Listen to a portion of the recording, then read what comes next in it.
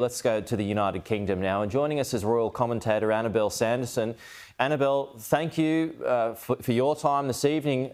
I, like so many others around the world now, understandably still coming to terms with this shock.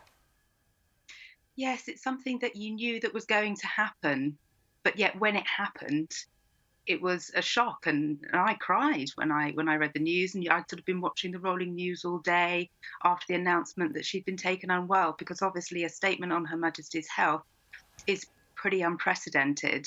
So that you knew that when they made that statement, and when you saw members of the royal family travelling up to Balmoral, right in Aberdeenshire at the north of Scotland, that something was badly wrong. We saw pictures of her just in the past few days, Annabelle, and there she was swearing in the new Prime Minister of the United Kingdom, Liz Truss. Is anyone any clearer as to what happened? We know that her health hasn't been great in recent months and years, but this all seemed to have come out of the blue. Have doctors or have anyone suggested what happened in those final few hours? No one has suggested anything particular. She had a large bruise on her hand, which you saw in the photos when Liz Truss was invited to form a government. And of course, the fact that it was held in Balmoral rather than down in London was telling. Her health has been worsening since 2021. Obviously, when someone's 96, you know, things fail. But to be quite quick, you know, I suppose there are conditions that lots of elderly people have that, and you hope that it was sort of swift and painless.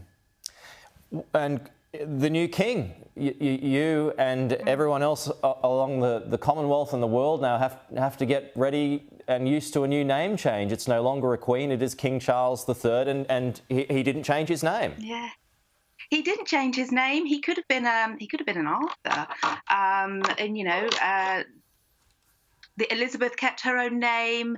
Queen Victoria was one of the queens, I suppose, in sort of recent history who actually changed her name. She was Alexandrina. I'm glad that we have someone, you know, that's sort of being resolved. There's no question about the succession, but of course, you know, that official declaration will take place the day after. You know, at the moment, this is about Elizabeth, and you know, yesterday for in our time, in 1553, it was the birth of Queen Elizabeth I, and the 8th of September, 489 years later, it's the death of Queen Elizabeth II. And you know, we called that first Elizabethan age the Golden Age, and I think that we should probably call the second Elizabethan age the Platinum Age. Do we know if Harry was able to make it there in time? He didn't. No. Oh, no, I think she officially passed about 4 p.m, British summertime, and he was still apparently travelling about 7 o'clock in the evening, which will be devastating for him. Yeah. Whatever's happened in a situation like that, you want to be there at the end.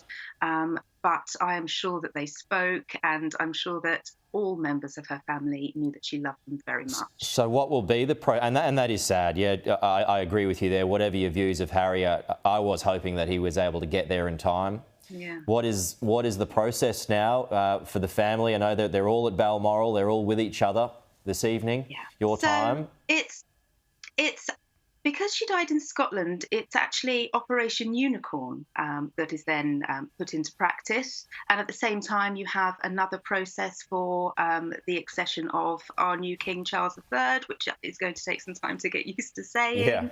Yeah. So the Queen her body will be presumably probably taken to Edinburgh. You've got the Royal Palace at Holyrood there. There's a cathedral on the Royal Mile, St Giles. Then Charles and Queen Consort Camilla will be coming down to London. There the Accession Council meets. They make the declaration.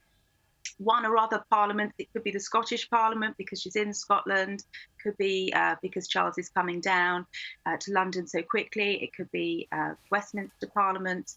Then they actually have sort of a motion of mourning where they formally declare that we are sort of in mourning and sad news. I just want to close on this question, Annabelle.